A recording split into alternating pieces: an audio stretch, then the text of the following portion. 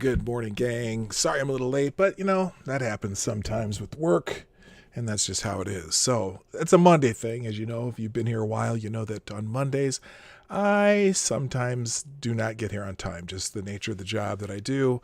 But usually the rest of the week, I'm usually here close to being on time. No, you didn't miss anything, Purple Pill perspective. So,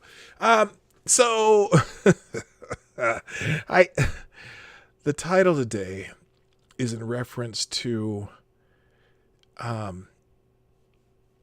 some major Trump derangement syndrome. I am. I have a loss of words for this phenomenon from the weekend. It's just insanity. And I guess I'll tell you about it in a bit right after the intro. So play the intro. Ladies and gentlemen, coming to you live from the Lucky Dog studio in a hidden location somewhere in the upper Midwest of the United States of America, it's a brother making his own way, but with all the wrong opinions. Welcome to the Morning Night Live with your host, yours truly, PDawg Knight.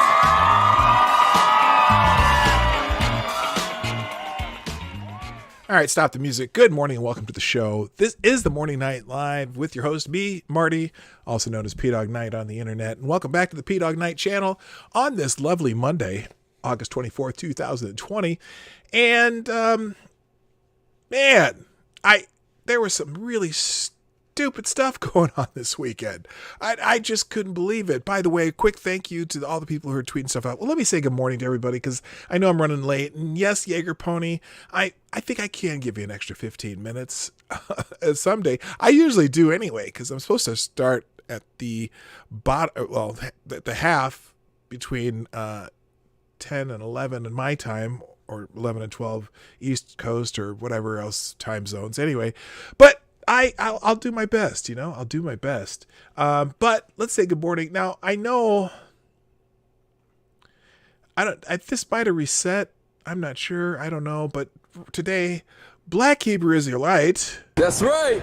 Was first and gets the bell. At least that's what it looks like on my screen. Is that correct? Or did my screen reset? No, it is. I have no idea because I wasn't here when the rest of you were. By the way, I do have my cup of reparations coffee.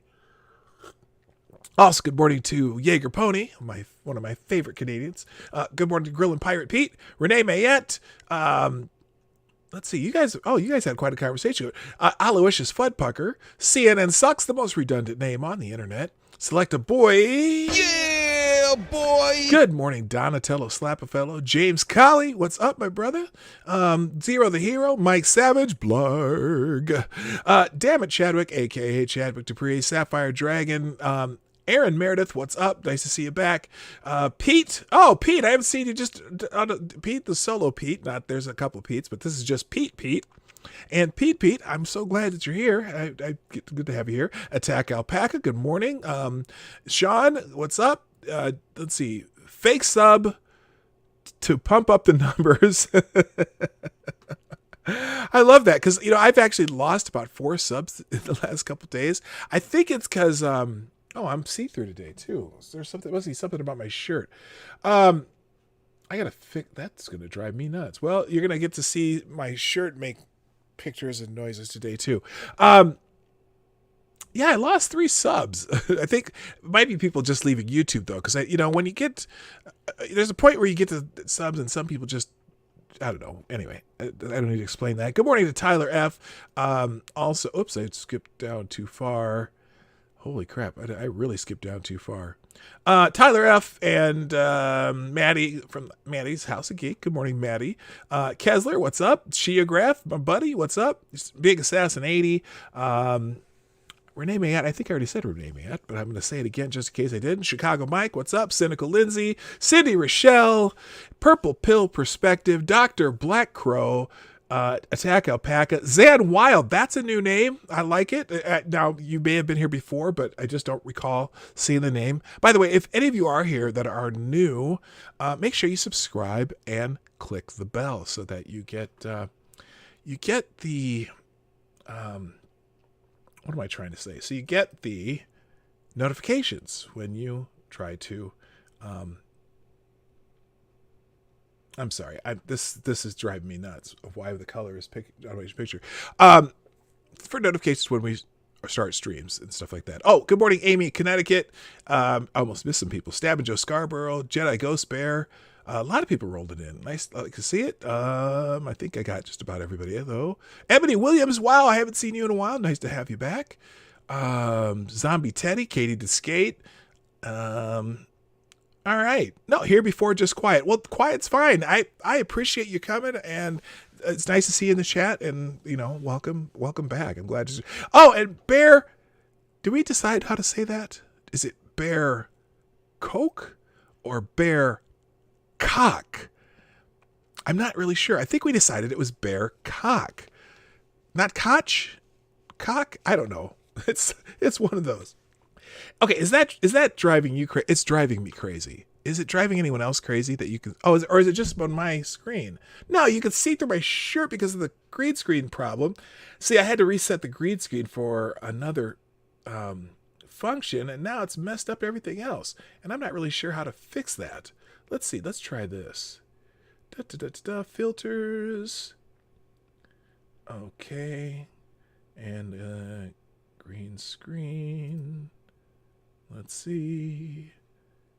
Let's see. Let's move this over here. Unless it's not bothering anybody else. But so anyway, while I'm doing this, the reason I titled the show, I Never Promised You a Rose Garden. I saw that some of you were singing it, by the way. Some of you were at least singing it in, you're putting it in the chat, the words to the song, and I can't. Who sang that song, by the way? I beg your pardon. I never promised you a rose garden. Anyone know who sang that? Change the shirt. Well, it's not a green shirt; it's a blue shirt, and I got a green screen. I am just trying to figure out why it's doing this. So let's see. Let's try that. Maybe go. No, that doesn't work. Let's go that. Does that work? There we go. I just had to make it change the path of the green a little bit. There we go. That should work. All right, now let's see. Bam. There we go. All right. So the reason I called this what it is because of the fact that the White House, Melania Trump, decided to do a little bit of a renovation of the White House Rose Garden. So here's what I'm going to do. Good morning, Sugar Blue Jiffwood. So here's what I'm going to do. I'm going to read you the CNN article about this, okay? Because I want to read this article first to tell you what was done, and then I'm going to read some of the reactions. The reactions are fucking insane. But let me read the article first, okay? So here we go. CNN. This is from CNN. And yes, we do know that CNN sucks. This is CNN. CNN sucks. We know that. But they gave a pretty tame description of what was happened. So let's read the article. And then we're going to look at some of the reactions over the weekend about this garden. Insanity began.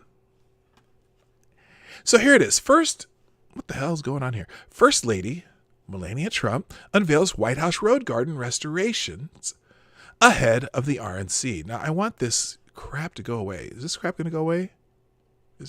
What the hell's going on here, CNN? You're screwing me over here. All right, here we go. First Lady Melania Trump on Saturday unveiled the newly renovated White House Rose Garden, an iconic space that she will use as a backdrop for her upcoming speech at the Republican National Convention.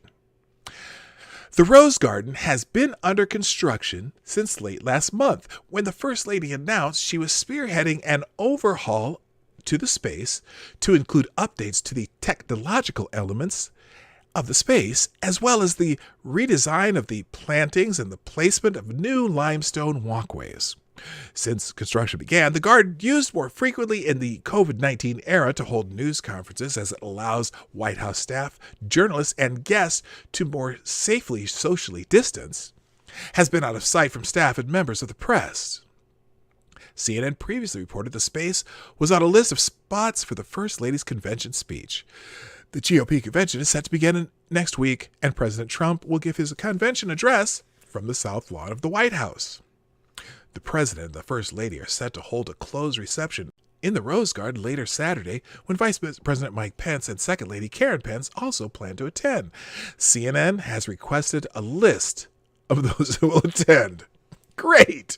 Because, the press is being kind of blacked out from the Republican National Convention.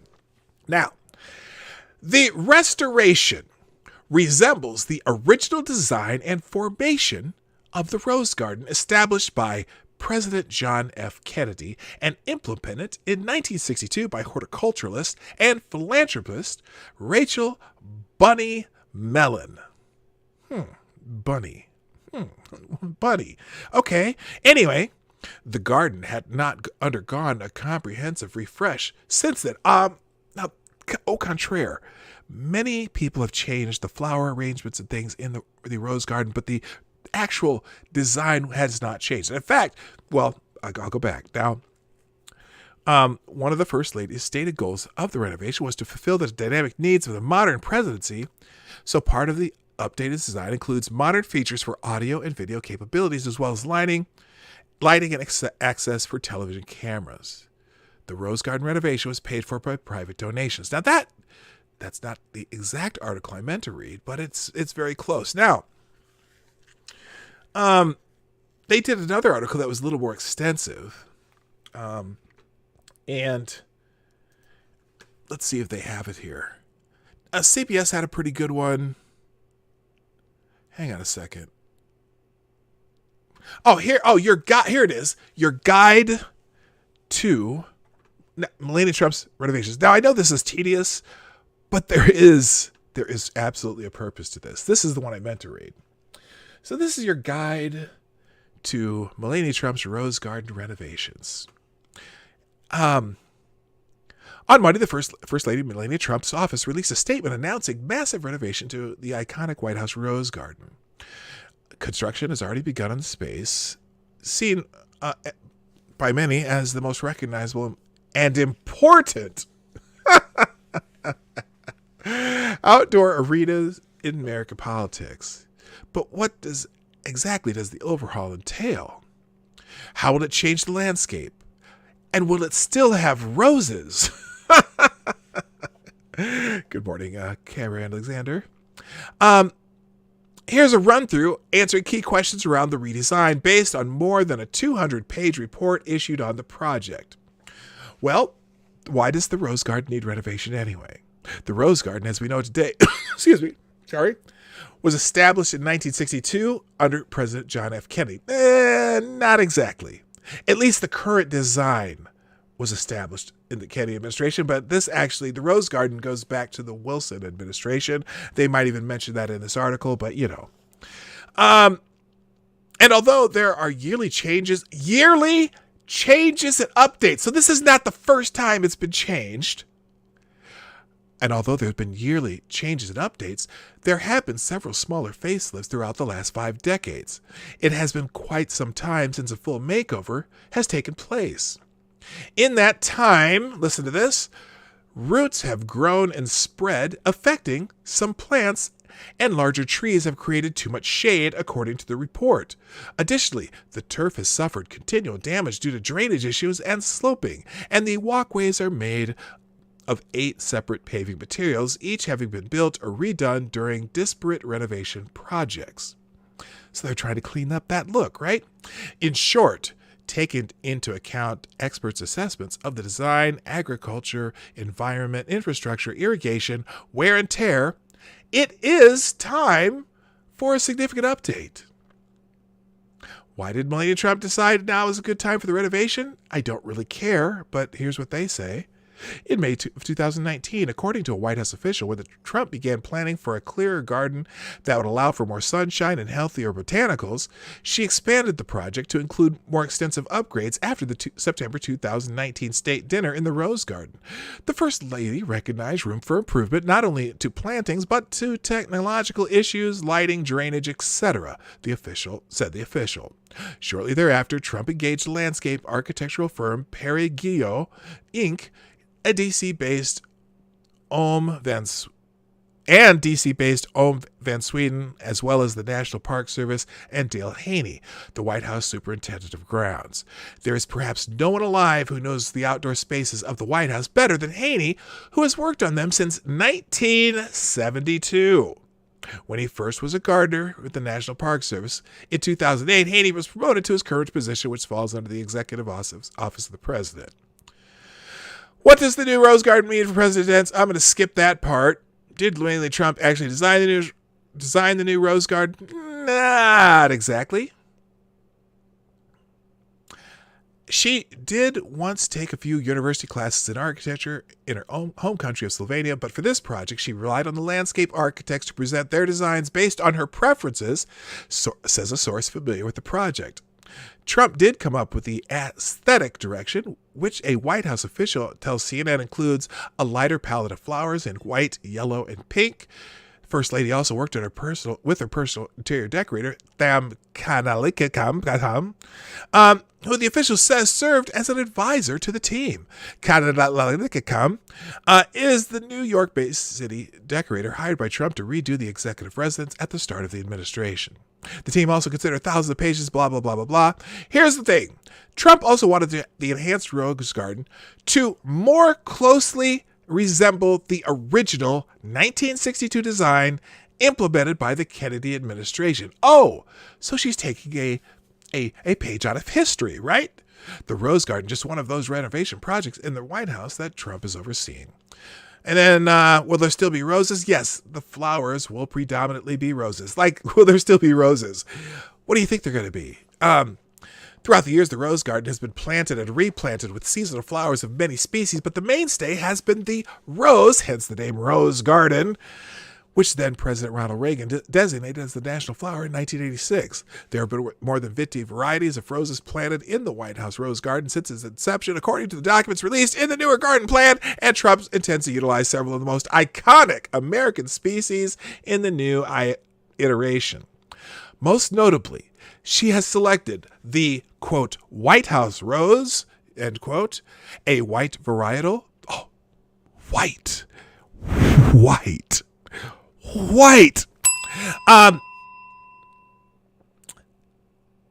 Hang on. With a tall vertical shrub style, the JFK rose. So she is the JFK. There's a JFK rose, which is a cream colored. It's cream colored, and the Peace rose, a smaller tea rose with a pale yellow center and light pink edges. Whose idea was the... Okay, we don't care about who is first. Hey, we got our first super chat of the day. Thank you, Pete, with the 420 and no message. But you know what? 420 is the message.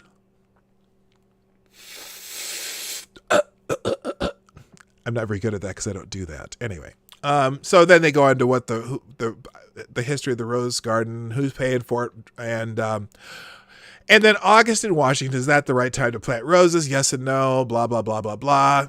Here's the last one. Is the Rose Garden losing anything in the redesign? Yes. There are currently 10 crabapple trees. Make sure you understand what I just said.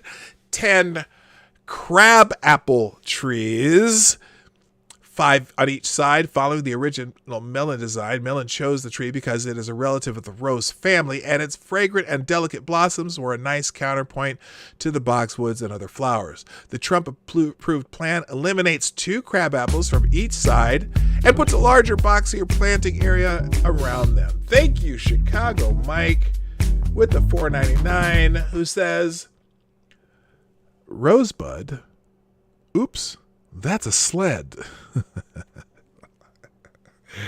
Thank you, sir. Thank you for the super chat. Appreciate it. There you go. make sure you pay attention to crabapple because there's going to be something. Trump is also given the nod to new outdoor. Let's see. So she eliminates 2 crabapples from each side, puts a larger boxier planting area around them. Trump has also given the nod to new outdoor furniture and blah, blah, blah, blah, blah. And that she's working with some outdoor furniture expert. Okay, so there is. That's what happened. Okay, that was the plan, and it came out, and then, but then yesterday I saw this hashtag trending, and I'm like, well.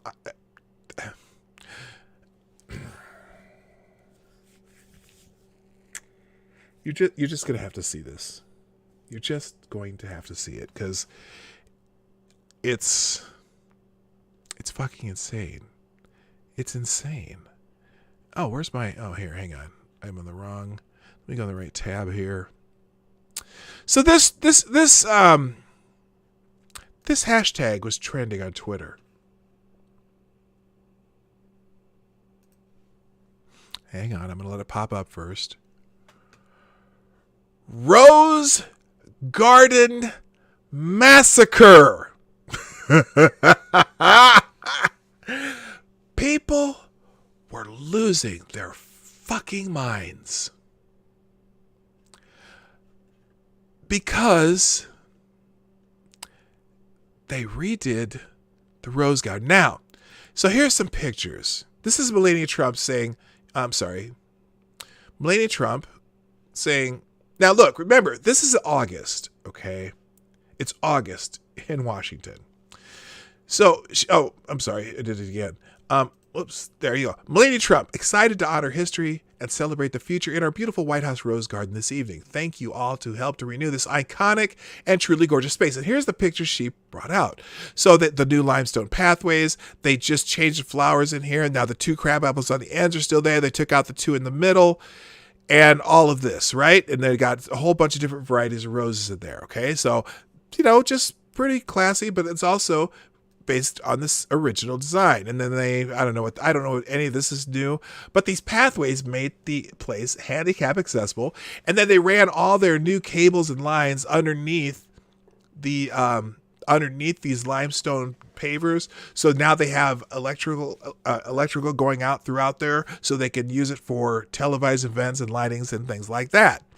And then you look through here. Here's the picture from here. Now, it's not a huge change. And again, they do have the crab apples on the end. They just took the ones out of the middle of those spots.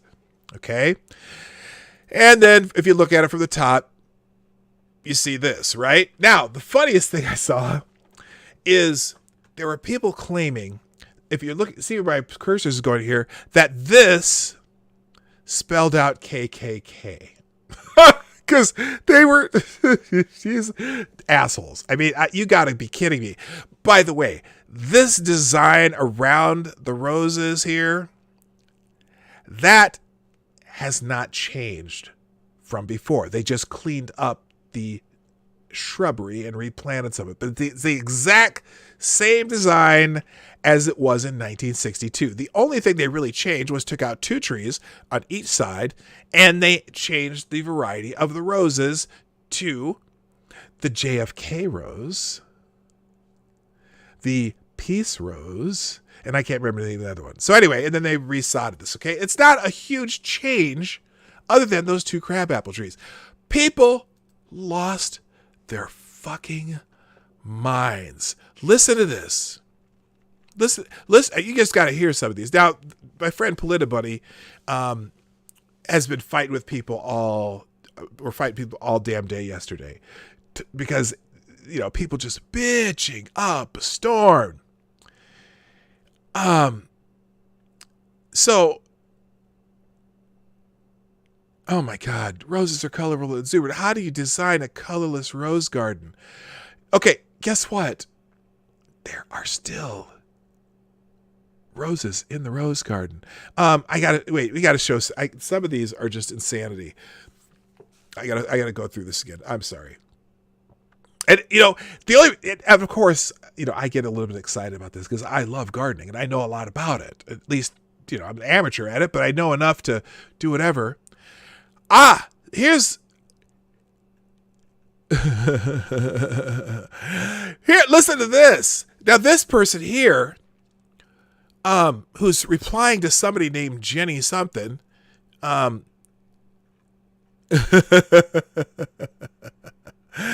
this is the Rose Garden pandemic version. It is devoid of color and lifeless. It looks like a garden that one would see at a war memorial. What were they thinking? You know what? When you plant new plants, yeah, I know not all roses are red. I know. When you plant new plants, it's kind of, they kind of have to grow in, although they did use greenhouse roses that they brought in. She restored it the way Jackie Kennedy had it, that is true. This person says, no, she did not. She tore out over 100 years of history. Trash. What? Over 100 years of history? 100 years of history. Let's see. 1962 to 2020. That's 58 years? 68? Is that 58 years? 68 years. 58 years. 58? Is that 58? She tore out over 100 years of history? She didn't tear it out. Wait till you see when we show some of the other people bitching about this, because they show some side-by-sides that make no sense. Let's see. Let me see if we can find the one. They ruin everything. These are not even the worst ones. So this is the one. This is my favorite, when they show before and after.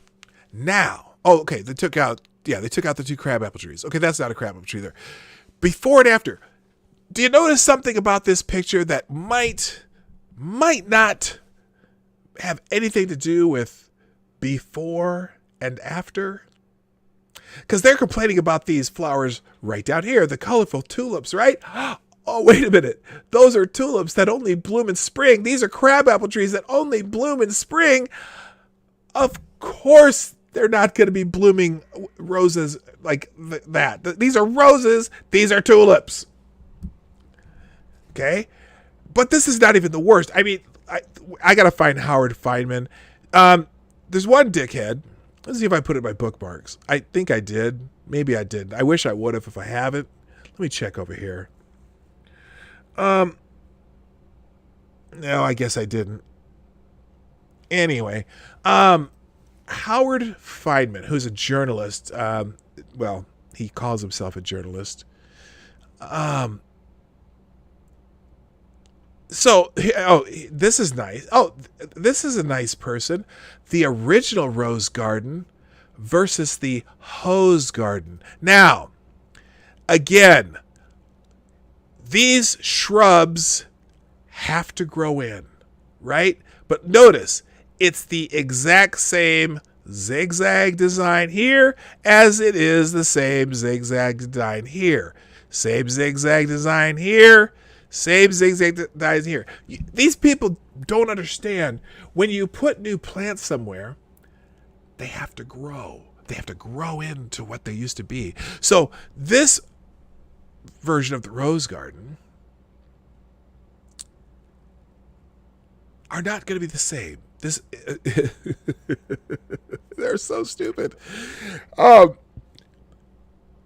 my God. It's just, here, again, this is another one. Here's the before and after photos of Melania Trump's White House road guards renovation. This grass has been grown in. These are spring flowers. If they add, and they do put varietals in every spring in the rose garden. It's not like they're not going to do that again, but most of these spring varietals that pop up early and have some flowering, they're not going to be there in August. They're not going to grow in August. But I got to find Howard Feynman. It's just, and here it is. Here's one. Nazi architect Albert Speer would love these new changes. Oh my God. But there are actually journalists who did this, who said this. Oh, and see here, they put some little grave crosses in there. And, now they're comparing it to Gorky Park in Moscow. This is the Kennedy design with those zigzags. God, these people are stupid. Jackie Kennedy honored her mother-in-law, Rose Kennedy, by recreating a White House botanical garden which had masses of continually blooming and various species of colorful flowers and trees in addition to the rose. It was therefore aptly named the Rose Garden Massacre. It's been there since the Wilson administration. And the varietals that you plant that are bulbs that are not going to grow as soon as you plant them because they put in new plants, you morons. I don't know why I'm spending so much time in this. Again, see, Jackie Kennedy's rose garden, Melania Trump's rose garden, you cannot compare. And the roots from these trees were destroying some of the plants. Hello, Zero the Hero. Thank you for the $6 super chat and a new top donor of the day who says, I bet these lunatics think that flowers bloom in the winter. You are correct. You are correct. I got to find Howard Feynman, though. For two people. Now, who's the other guy? Kurt Eichenwald. He deleted his tweet. Let me just do Howard Feynman. Rose Garden. Let's see if we can find this tweet, because this is some extra special shit. Here is, put aside the idiocy of the hysteria. The crap apple trees were past their lifetime. Picks are spring versus summer, tulips versus hyssop, etc. Instead, think for a bit about the sort of community and colleagues journalists must have to post something like this in expectation of attaboy. So this is Howard Feynman, MSNBC News, MSNBC News analyst, Real Clear Politics, contributing correspondent to whatever that says, and the third blah, blah, blah. Here's what Howard Feynman had to say about the renovation of Melania Trump's garden. Are you ready for this? Are you ready for this? Ding.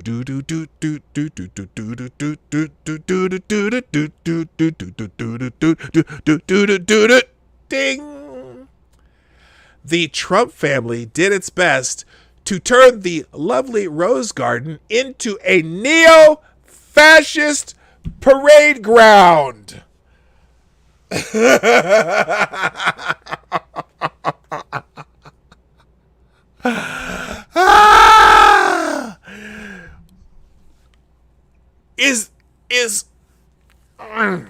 Excuse me.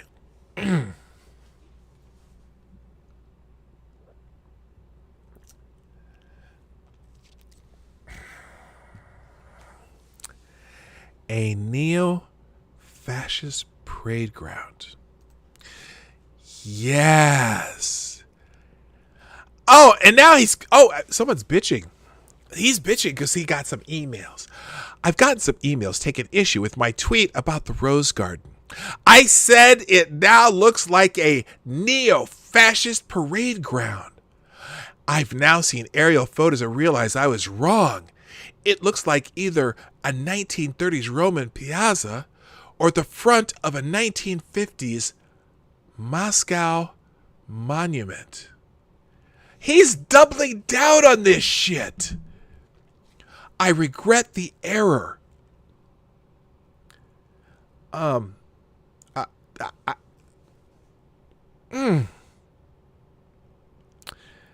Feynman is a loathsome propagandist who is hurting America. It's shameful he has a platform outside of Twitter. Stop the hate. Yes!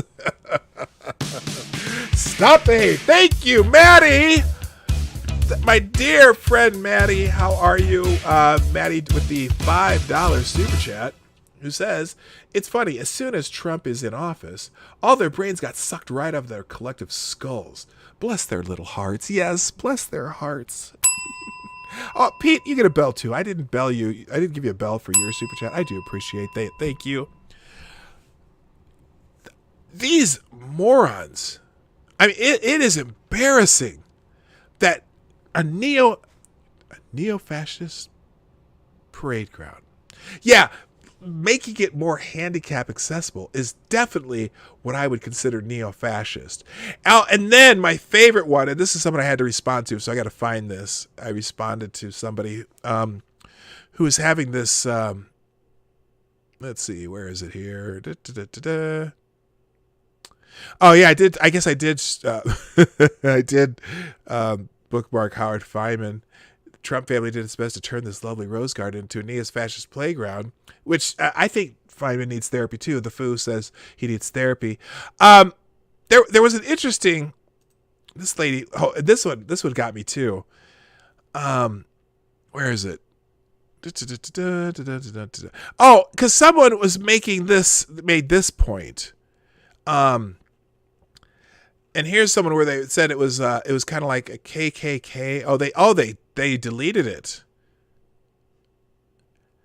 Yeah, this person they deleted their tweet because they were pointing out how it looks like KKK, but they didn't follow the bushes all the way. They added a K in there where there wasn't one, and so it didn't follow the bushes at the bottom. But that's not even the best one.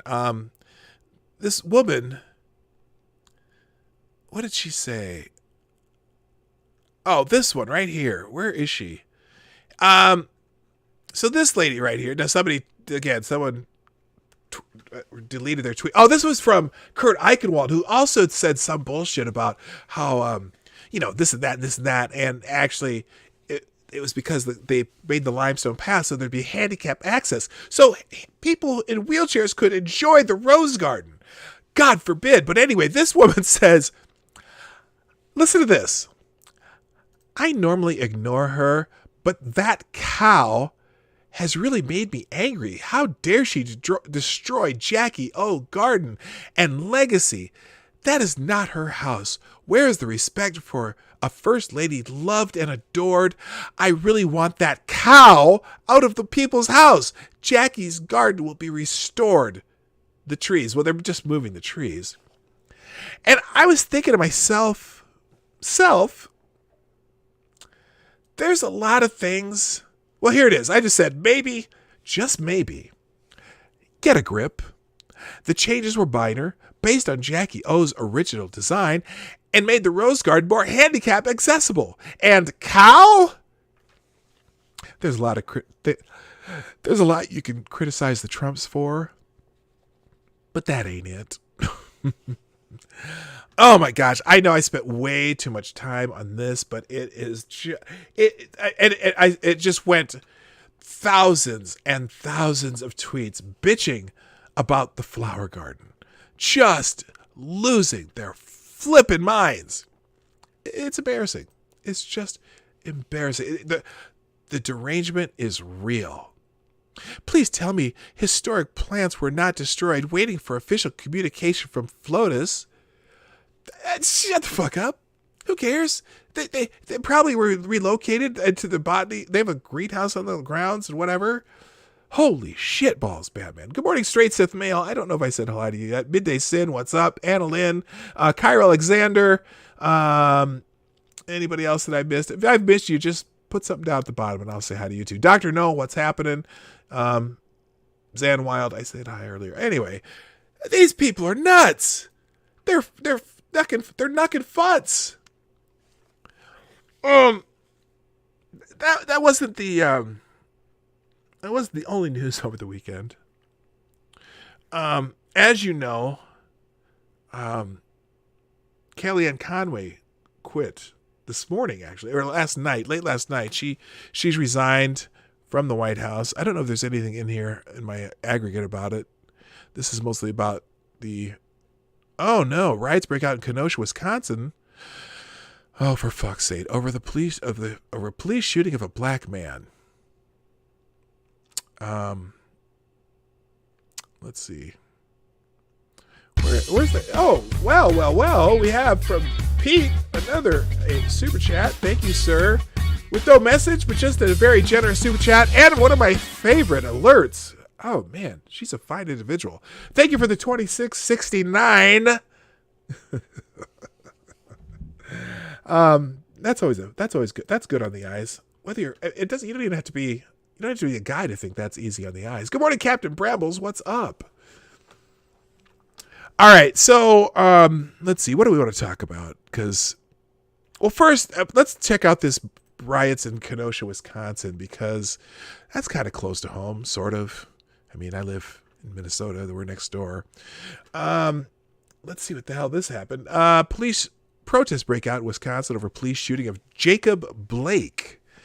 Anti-police protests erupted Sunday night in Kenosha, Wisconsin, just hours after a police officer was filmed shooting a black... What happened there? I'm having some issues with my internet. With a black man, well, the bell will pop here anyway, in the back as the man tried to enter his car. Crowds of protesters first gathered at the scene of the shooting where a 29-year-old Jacob Blake was struck several times in the back and seriously injured before making their way to the police station, according to local reports. Footage posted on social media. What happened here? Footage posted on social media shows protesters banging on the station house window, screaming, "Fuck the police." Police later deployed tear gas. TMJ4 TV reporter Lauren Linder tweeted.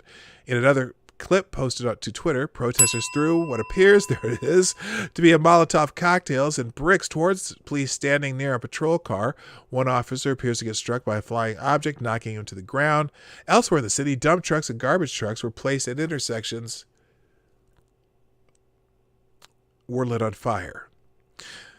Blake was shot at about 5:10 p.m. local time after police responded to the location for a domestic incident. The footage of the shooting circulating on social media shows two cops with weapons drawn, trailing Blake as he walks to a gray van and opens the driver's door to get inside. One of the officers grabs him by the back of his tank top, appears to shoot him at close range. A fusillade can be heard, followed by a car horn and bystanders screaming. A family member told Milwaukee's WTMJ TV that Blake's children were in the vehicle when cops shot their dad.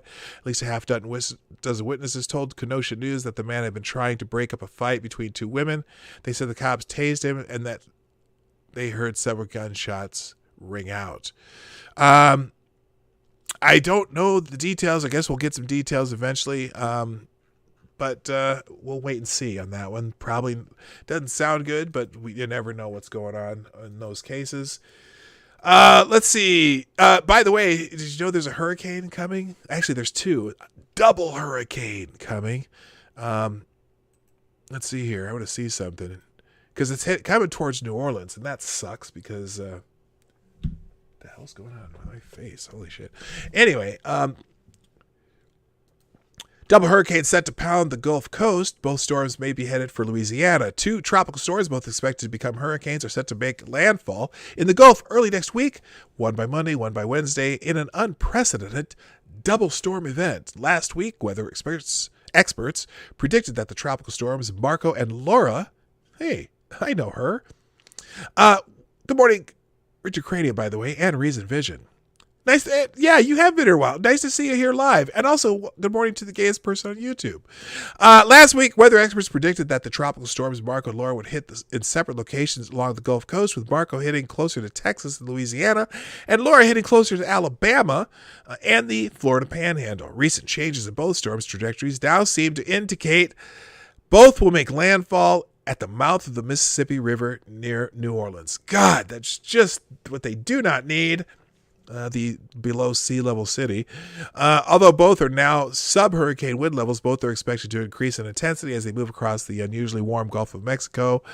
If you're anywhere in the south, in that area, please, please, please be careful. Here's the National Hurricane Center tweet about it. And if they converge and hit it near the same time, or even if they hit the same place, not good. So look out. Please be careful if you're in that area of the country. Let's see. Oh, and the Portland Back the Blue rally turns into a riot. Shocker. So apparently some people decide to have a rally in support of the police. Portland Back the Blue rally turns into a riot when Antifa shows up and starts assaulting people. Oh, shocker. Good morning, Gun Fox. Check your logic. And I think I got everybody. Good morning, guys. How you doing? Of course, because they start attacking people. That's what they do. It was another don't start nothing, won't be nothing clash in Portland on Saturday. Antifa And Black Lives Matter protesters crashed a pro-police Back the Blue rally downtown. True to form, Antifa and BLM went from counter-protesting to violently attacking people. We've seen it before. Yes, we have. The Back the Blue rally included members of the Proud Boys, a multiracial, yes, group of American-loving and Antifa-hating tough guys and gals who will fight back if the leftist mob starts something, and they come prepared for battle. And guess what?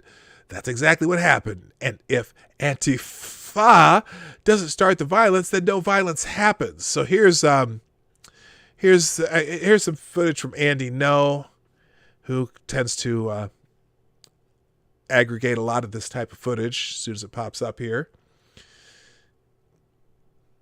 Today, Twitter, let's go. Here we go.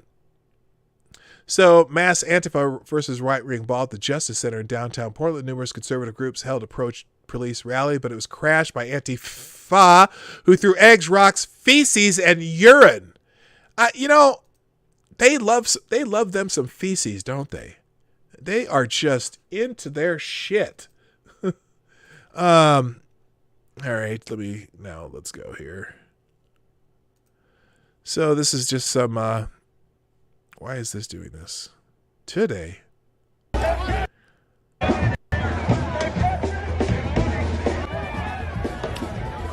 So they're starting to spray bear spray at people. And, all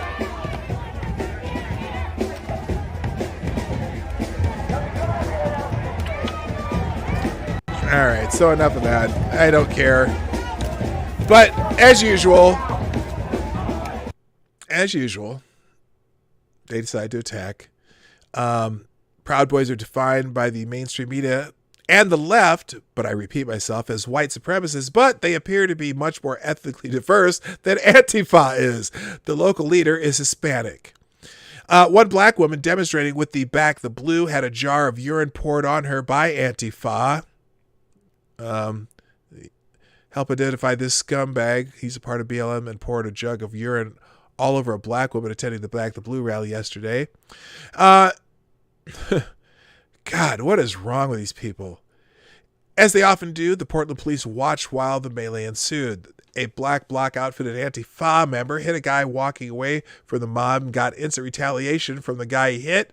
Listen to the Antifa woman press speech while the cops do nothing about it. So this is this it? Let's see what this is. Oh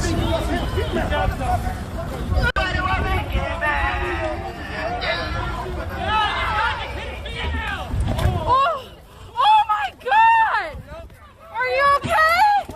Oh my God, the cops are just standing there! The cops are just standing there! Fucking watch me! The cops are just standing there! Are you okay? Calm down! And Antifa complained that the riot was declared after Proud Boys and the Back the Blue rallygoers left. Okay, does it mean, and what does that mean? Mayor Ted Wheeler, oh my God. Mayor Wheeler raises alert that rally supporting cops is planned. He announced the free speech Back the Blue rally on his Twitter feed. So he was trying to get some publicity so that his friends, the little black-clad, kick-ass looking fuckers, could come. A demonstration is scheduled to take place from noon to 3 today at Terry Shrunk Plaza. A counter demonstration is anticipated. We ask those who will be present to peacefully exercise their First Amendment rights. Neither hate speech nor violence are welcome in Portland. Fuck you and your hate speech, okay? I'm pretty sure the Back the Blue guys, even by your definition of hate speech, weren't participating in hate speech, you asswipe. Newly installed Multnomah County District Attorney Mike Schmidt has already announced that he will not prosecute most charges against Antifa, even for rioting. I think they need a new Multnomah County District Attorney. Anyone else think so?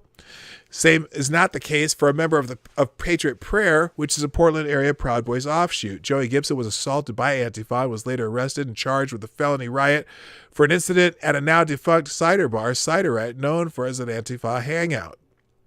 You know, this guy's an asshole. I'm telling you. Rioters in downtown Portland detained a man who had a car crash. Okay, that's the other guy that they kicked. Yeah, I wonder if that guy that kicked that guy in the head is going to get charged with anything. If that guy isn't prosecuted, you know Portland's fucked up. All right, I'm moving on because I can't deal with it anymore. With this, I've never really had any form of rage about anything, but this shit. It's amazing. It's amazing to me. Also, there's a rioter in Denver. They smash a family-owned. God, these people are going nuts. I'll just get the article. Rioters hit Denver, smash family-owned sandwich shop. Great. On Saturday night, the ongoing riots in Democrat-run cities hit Denver, Colorado. Rioters threw a bike at a motorcycle cop, set a tree on fire, so much for being environmentally sensitive, set fires to the streets, shot fireworks at police, threw rocks at a sheriff's vehicle, burned an American flag, painted anti-police graffiti, and caused enough mayhem that police arrested 9 of them. One police officer was reportedly injured, but the extent of injuries unknown. And here's let's just watch a little bit of this. How long is this? We'll see. Come on. Oh, no. We're not going to watch any ads. Rest easy. Nope. Sorry, I don't do ads. The rioters, who were dressed in black and equipped with helmets and shields, also smashed windows and busted into a downtown Quiznos. KUSA reports it has been owned by a local family for more than a decade. Yeah, here it is. People breaking every window they see at Quiznos. They're there. They're just smashing the windows at Quiznos for no apparent reason. Huh. I wonder if he's part of a Hell's Angels gang like the guy in Minneapolis supposedly is, or a white supremacist. Yes, I'm sure. Actually, all these Antifa fuckers are white supremacists, if you ask me. And here's where they picked up and threw a bicycle at a police officer. Oh, maybe not. Oh, they're arresting him. They arrested him. All right, we don't need that. But the owners of the Quiznos arrived to clean up. The restaurant is owned by a family. The whole family is out here cleaning up the damage now. They've owned it for 12 years, never seen anything like this. I don't even know where to start, he told me. The rioters divide and destroy. The Denver riot, like so many other cities, grew out of an anti-police protest. The rioters claim they want the police abolished, which is dumber than fuck. Hello, Wikipedia snippet. And Jonas Patterson. Yeah, they're, oh my God. There's going to be a tragedy. I don't know when it's going to happen, but there's going to be a tragedy when someone retaliates against these assholes or just protects themselves against these assholes. And then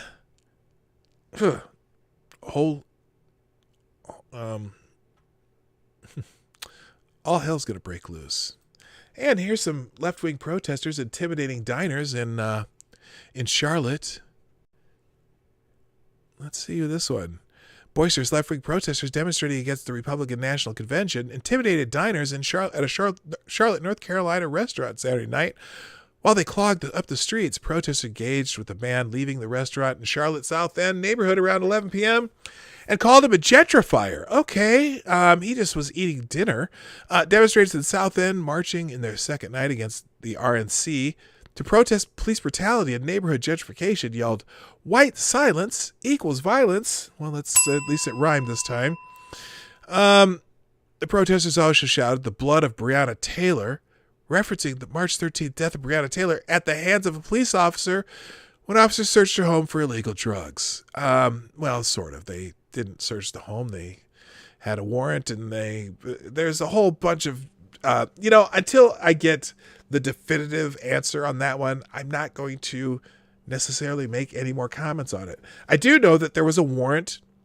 The officers took fire and returned fire, which if the warrant was incorrect, then the warrant's negligent, not the officers. the guy shooting at them, if the warrant was incorrect, was castle doctrine. They call it castle doctrine in that state. And the officers, it's a tragic mistake where there should be civil penalties. That's my opinion right now. The rest of it, I don't have an opinion because I don't actually know the details, and nobody does. But they are saying that these cops murdered Breonna Taylor. I'm having a hard time with that assessment. Is it a wrongful death? Yes. The city or whoever, somebody should be sanctioned for it, but whatever. Let's see. Do they have video of this one? Yeah, here it is. This is how we protest these days.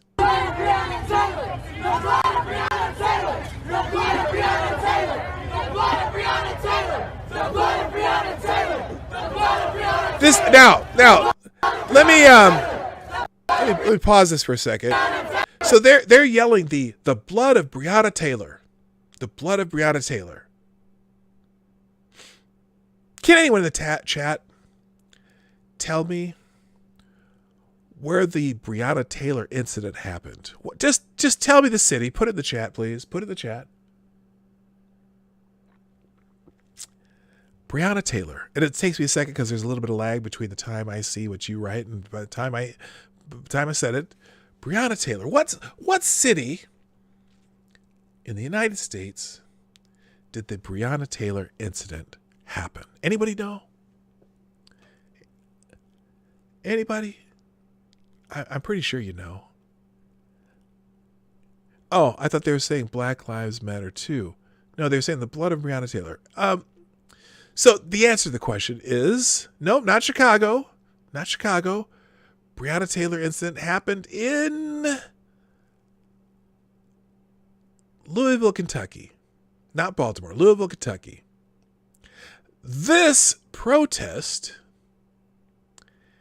is happening. Yes, there you go. Renee Mayette and Aaron Meredith both got it right. This protest is in Charlotte, North Carolina.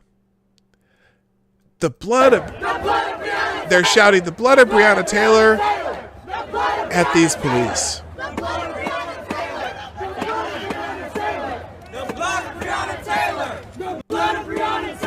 All right.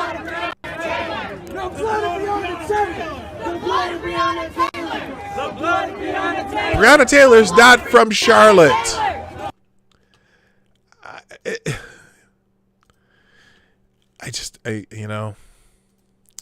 I just don't get it. I can see if you're protesting the Louisville police. Oh, did you hear about this one? Remember that there was a video of two women attacking some people with bag hats, and one of them was a 7-year-old boy. Now, apparently, YouTube is taking down any video of this particular incident. I'm not sure why, but I've seen a couple streams that played this video that have gotten taken down almost immediately. So I'm not sure about that. But anyway, police arrest two women accused of attacking a 7-year-old outside Biden rally, stealing his MAGA hat. In Wilmington, Delaware, police arrested two 21-year-old women in connection with a viral video that showed a mother running after a pair of alleged Joe Biden supporters whom she says attacked her 7-year-old son and stole a red Make America Great Again hat. Mother and son were attending a counter-protest outside of Democratic presidential nominee Joe Biden's acceptance speech on Thursday of last week when the mother says the pair of women approached her, stole her MAGA hat, and then taunted the little boy who tried to retrieve the hat for his mother. One of the women also allegedly punched a man who stepped in to help. She definitely did take a swing. She did hit him in the face. Part of the alleged altercation was captured on a video that quickly went viral. In the video, the mother runs after the pair of women, attempting to confront them for the alleged attack of the 7-year-old. "You want to sucker punch me?" the mother is shown yelling after the pair appears to toss a red hat over the high fence. "She came after my son," the woman yells at a witness. So now this video I'm not going to play here, but I will put a link to it in the chat if you have not seen this. But they've arrested the two women. They found them. Good. Fuck them. I don't fuck with kids. I'm sorry. You just don't. All right. Here it is. God damn, this is taking a long time. All right, we're going to pause this because I do not want it to play automatically because I don't want them to, I don't want to take a chance here. Stop playing. Thank you. All right, so, oh my God, that's the longest freaking, here, let's try this. There we go. If you really want to see the video, it is here, and we're closing that window because I know I can get in trouble for it. Anyway, good. They've been arrested. They should. Let's see. Anything? Oh, by the way, Trump announces a new COVID-19 treatment. Experts cite mortality reduction of up to 35%. This even became controversial. There's that link to the tweet. It's in the chat now. A major advance. Trump announces COVID-19 treatment. Experts cite mortality reduction of up to 35%. The Food and Drug Administration on Sunday issued an emergency use authorization for transfusions into COVID-19 patients of plasma donated by those who have recovered from the disease, citing data showing significant up to 35%. In some cases, reduction in mortality rates. Americans who have recovered from the disease caused by the coronavirus that emerged in Wuhan late last year are being urged to donate plasma, the liquid component of blood, for injection into COVID-19 patients. Speaking at the White House, President Trump, FDA Commissioner Stephen Hahn, and Health and Human Services Director Alex Azar all voiced optimism about the convalescent plasma treatment as America and the world continues to confront the deadly respiratory disease. Okay, so that's cool. If you want to read the rest of that, there's more details in the article, and that is now also in the chat. Moving on, let's see what else is here. Let's get off of COVID stuff.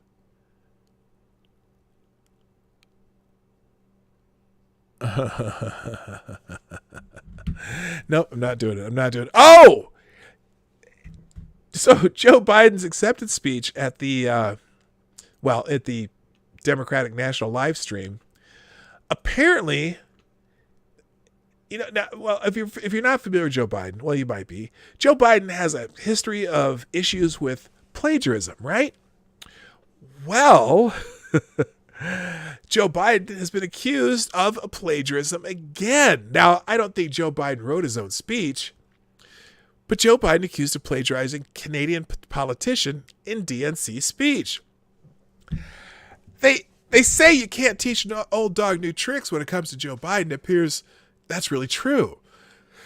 Joe Biden has been dogged by plagiarism accusations for years, and his Thursday night speech formally accepting the Democratic nomination for president will not go down in history as a speech he wasn't accused of plagiarizing.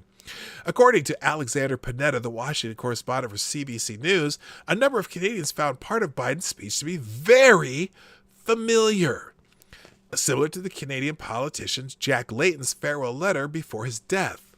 Here's what Layton wrote, quote, "My friends, love is better than anger. Hope is better than fear. Optimism is better than despair. So let us be loving, hopeful, and optimistic, and we'll change the world." Here's the familiar parting words from Joe Biden's speech.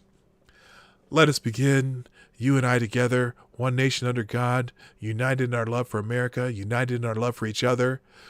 For love is more powerful than hate, hope is more powerful than fear, and light is more powerful than dark. This is our moment, our mission."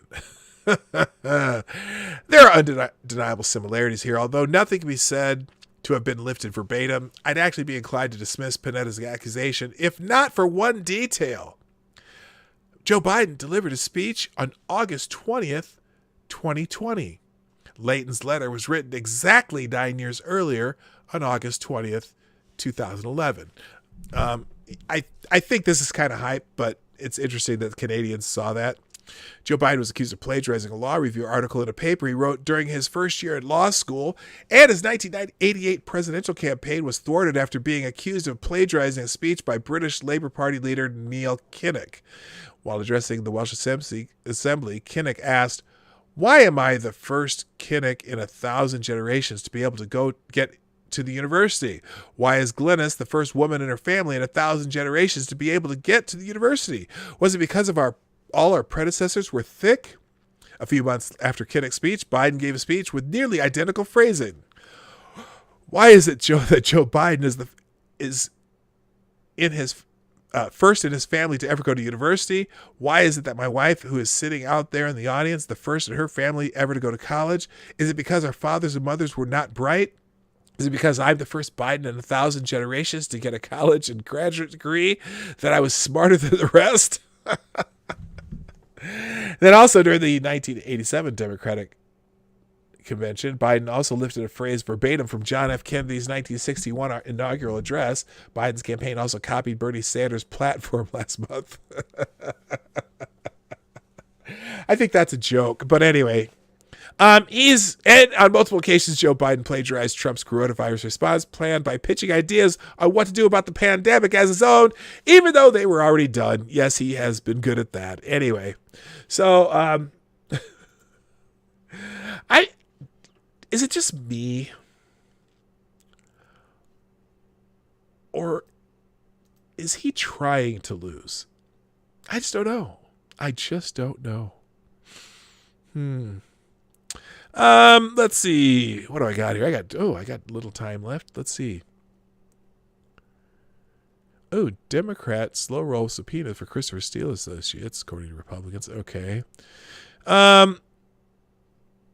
Oh, did you hear about this one? This one's crazy. You might see some videos about this one. It's kind of, well, I find some humor to it. So there's this candidate for mayor who decided to fake her own kidnapping to win votes, according to police. Oh, she's a hottie. Anyway, Democratic candidate for mayor running in South Carolina was reported arrested for allegedly faking her own kidnapping to try to win votes. Sabrina Belcher was arrested and charged with conspiracy and filing a false police report after police say that she filmed herself being kidnapped, beaten up, and robbed in a Facebook Live video Tuesday, which she orchestrated according to the state police. According to the state, police say she did this to get sympathy ahead of the election. I wonder if they're wearing MAGA hats and yelling, "This is MAGA country." No, I don't think they were. Anyway, after she claimed to have been kidnapped, she told police that she was assaulted and kidnapped by an unknown man during an attempted robbery. Belcher also said the unknown man broke her car windows. They staged a kidnapping and beating in order to garner publicity, sympathy, and votes in the November election, police said. The man Belcher was referring to is reportedly named Christopher James Eady. Eady was also charged with conspiracy in the case, according to the Summer Police Department. So,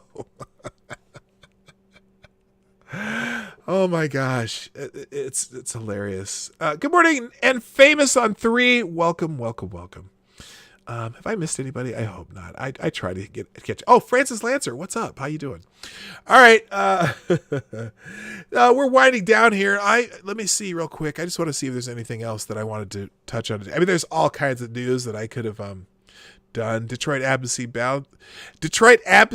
ballot chaos so inaccurate we can't even attempt to make it right. Oh, see, but they want to do the mail service. The mail service scandal is still ridiculous.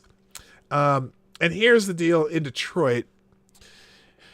Wayne County, Michigan leaders want the Secretary of State to intervene after there was chaos while counting absentee ballots on primary election night.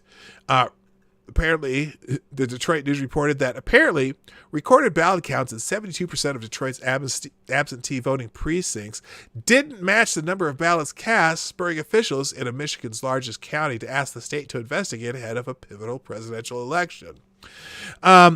Without explanation from Detroit election workers for the mismatches, the Wayne County Board of Canvassers requested this week for Secretary of State Jocelyn Benson's office to examine the training and processes used in Detroit's August 4th primary, which one official described as the perfect storm of challenges.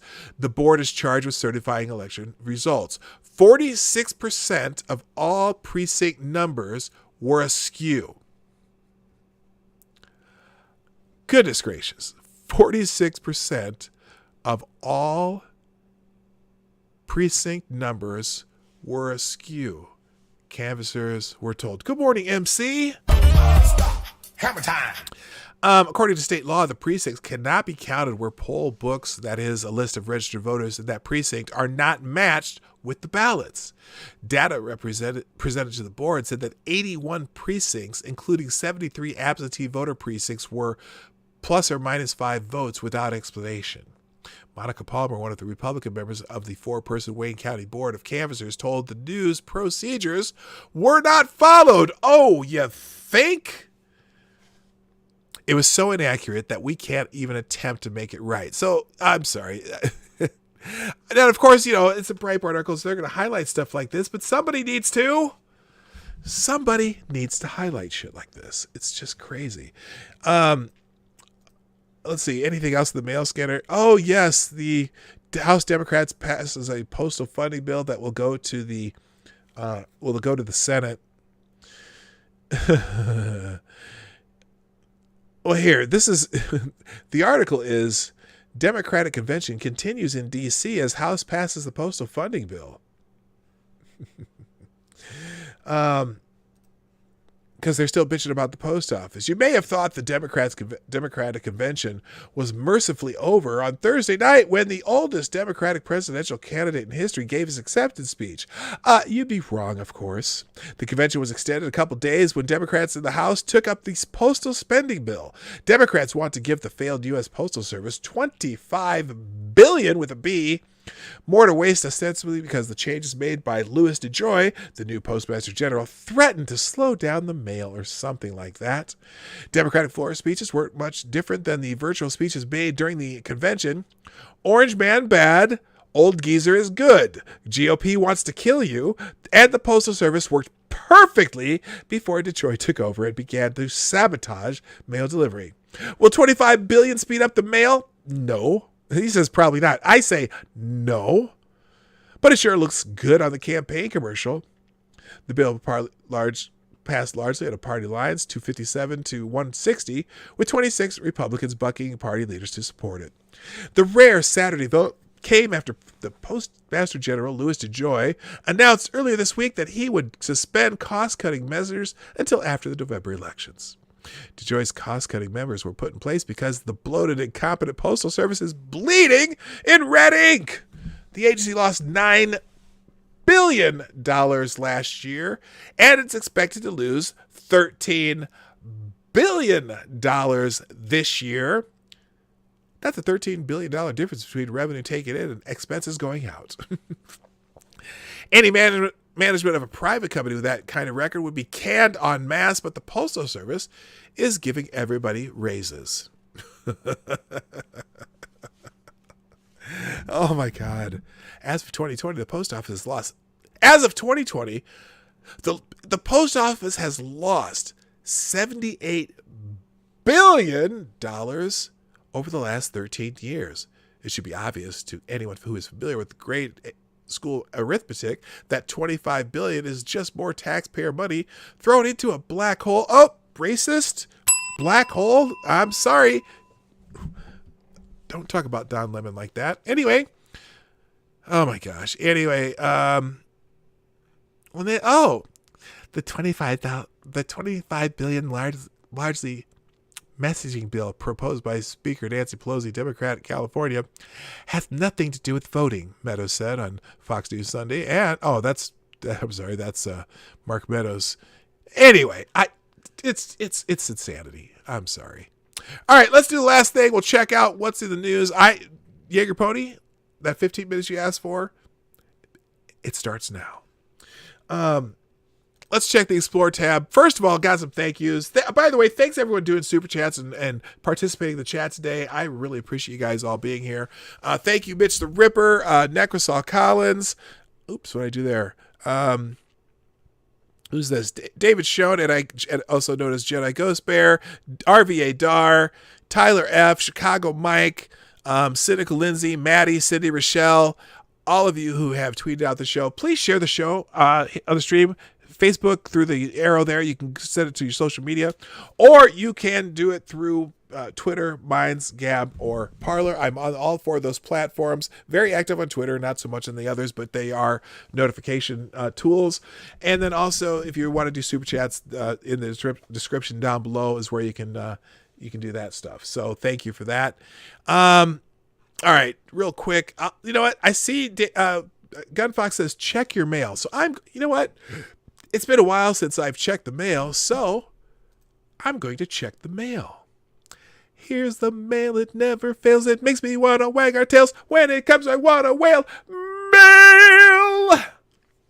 We're checking the mail. Because Gunfox always sends me a lot of articles. I feel bad because I haven't used this as much, and I probably should do more. Let's see. Here we go. Oh, for the article of the day. Well, let's do the article of the day via Gunfox. Oh, I do have one cool video to show you before we go too. Oh my gosh, my internet's really bad this time of day. What's happened? So when you have cable internet, it's very fast. It's super fast. But the problem is, it does slow down if there's a bunch of people in your neighborhood using it at the same time. Like, if, and I don't know why that is, and I swear, all of my neighbors around me are working from home right now. So they all get on the internet this time of day.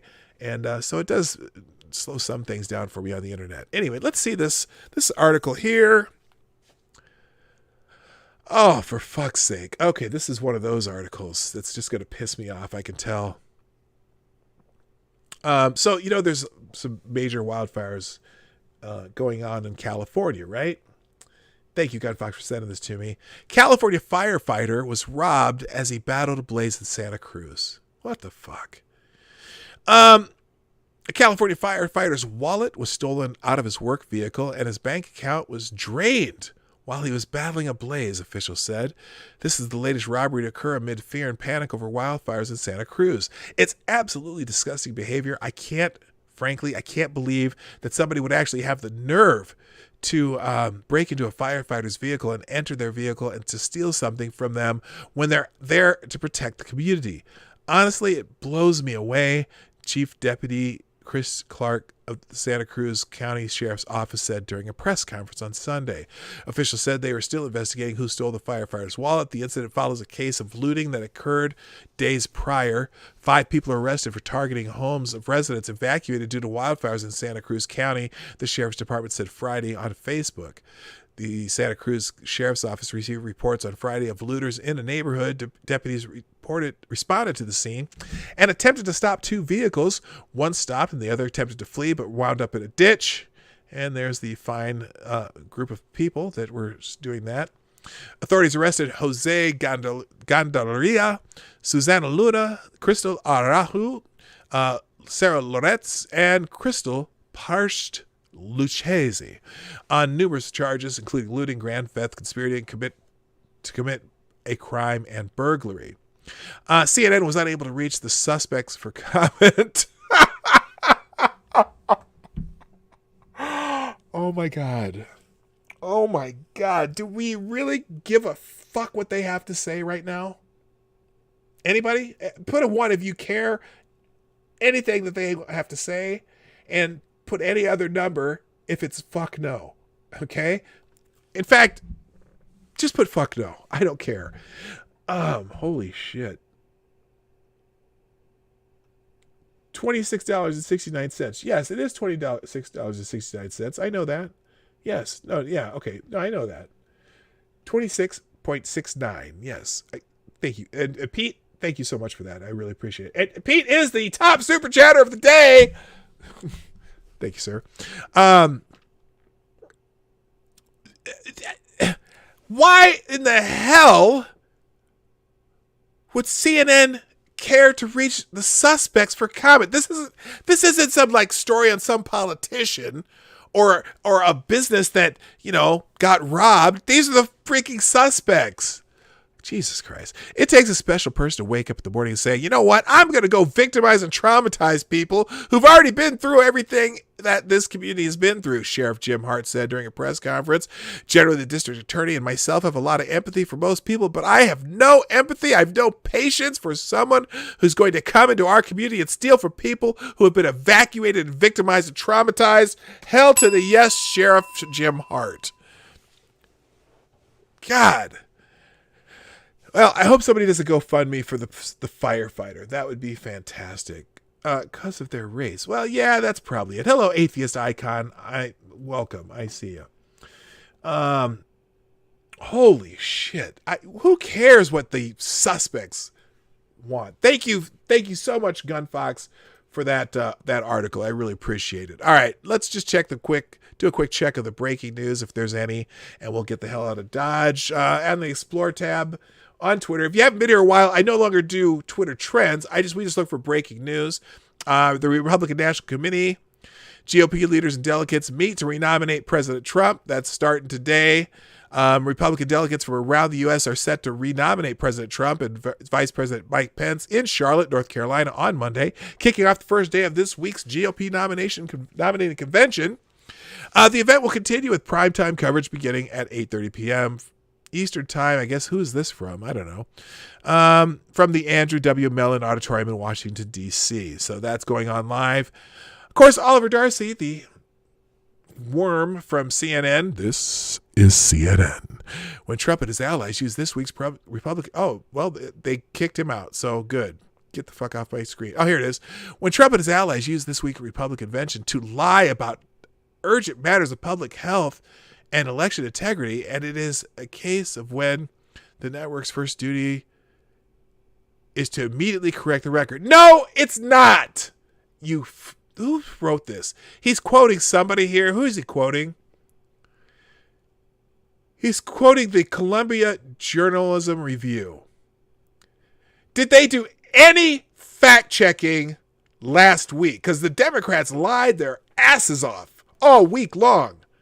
Did they do any fact checking on the networks? Of course, I'm not going to watch the Republican convention either because I just don't like to watch them. I'll watch clips and whatnot, but I just don't care.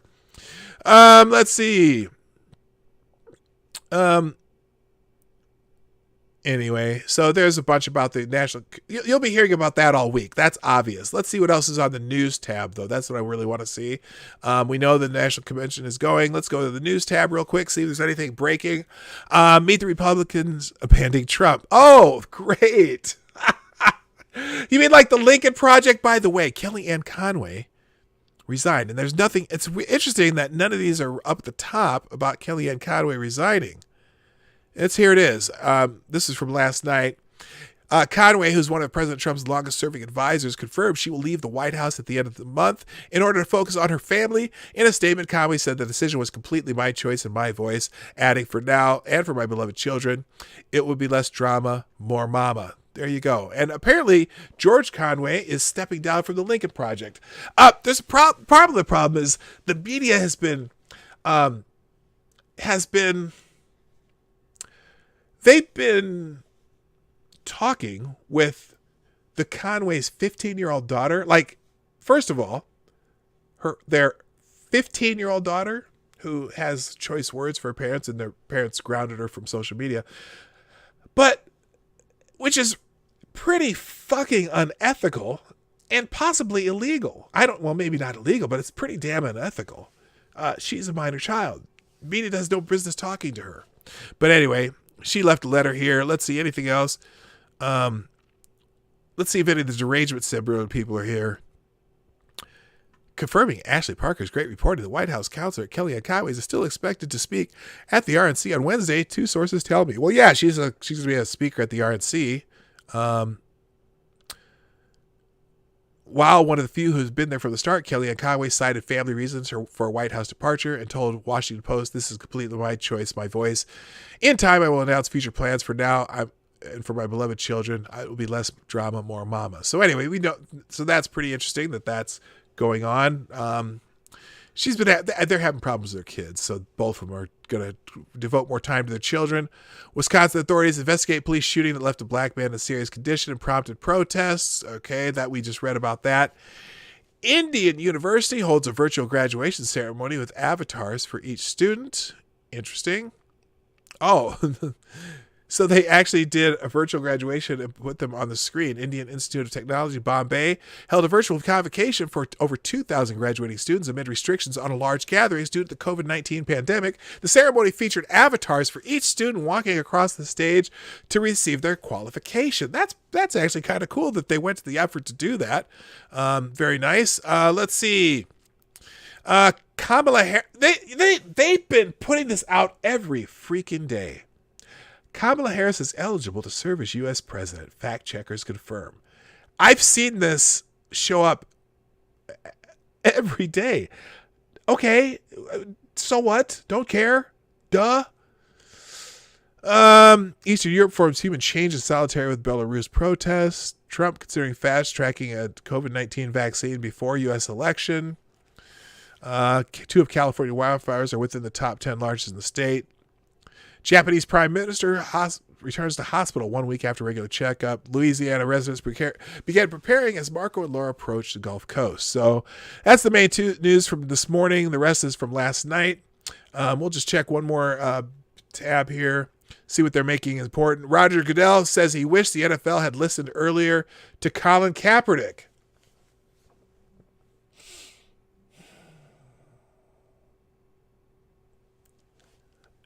Excuse me.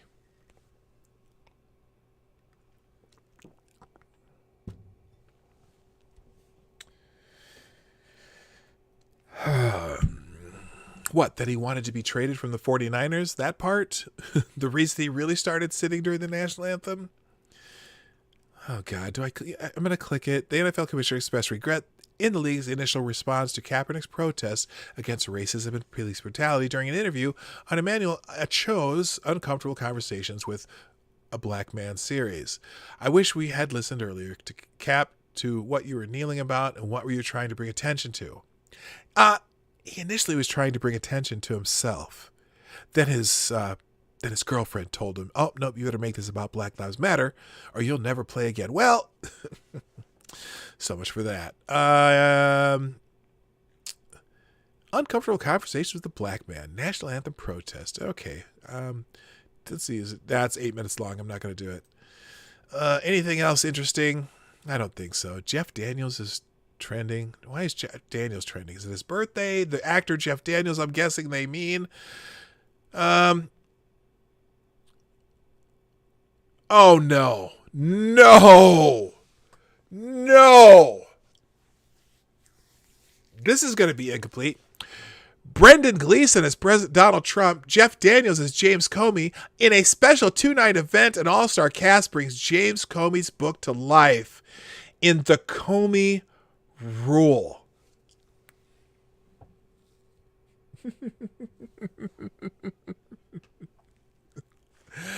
Okay, I really didn't care if James Comey was perp walked. Because, I don't know although everyone in the Obama administration seems to have put markers on Comey just in case. So if he is perp walked, it would be just precious. But now I kind of hope he is. They made a fucking movie about his book. Get the fuck out of here. You gotta be kidding me. Yes, Jeff Daniels is appropriate. Jeff Daniels as James Comey.